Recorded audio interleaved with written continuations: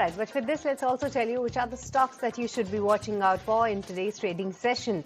And firstly, let me take it across to my colleague Ashesha, who's standing by with a list of stocks to be in focus today. Good morning, Ashesha. Take it away. Well, yes, good morning, and let's get started. First up, let's talk about Tata Motors PV. That one reported its numbers on Friday, and revenue has come in much below what the street was working with. Margins and profit after tax have also come in below expectations. Now remember, they've gone ahead and lowered their guidance as far as their JLR operations is concerned.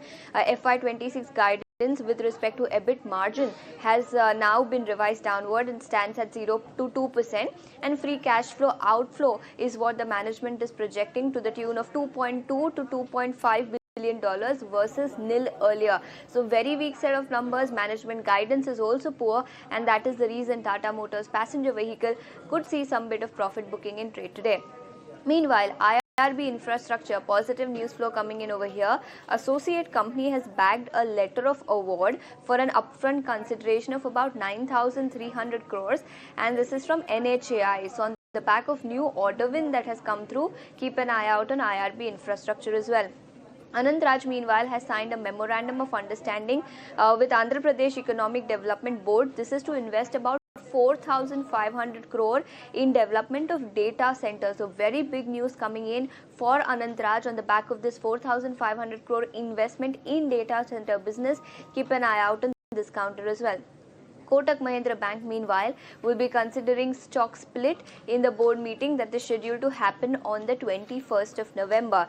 Narayan has reported very strong set of numbers for the quarter gone by. Revenue is a beat, EBITDA has come in better than what the street was working with, and PAT as compared to estimates has risen by as much as 13%. Revenue up 10% YOY, but it has reported a loss this time around, but that has narrowed on a year-on-year basis. But across the board, very strong beat as compared to estimates, and Narayan will also be in focus on the back of this.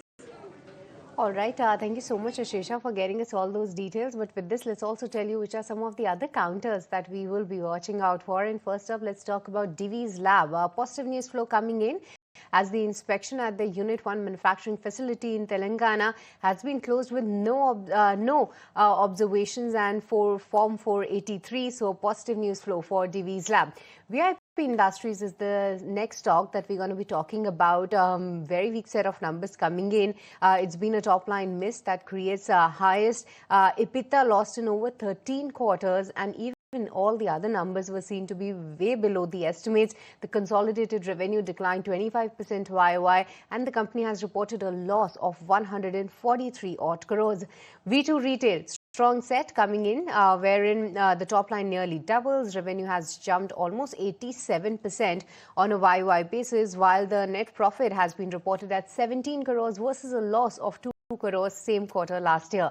Utkarsh Small Finance Bank, the company will be in focus on the back of a weak set of numbers. The interest reversals impact the net interest income. The credit cost remains elevated, impacting the profitability.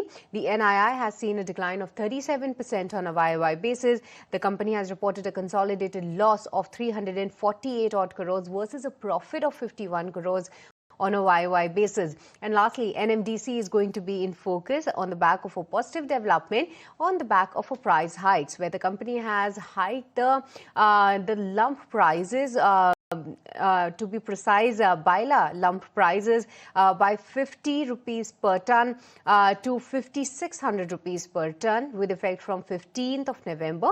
So on the back of that, we will be watching out for NMDC in trade today as well.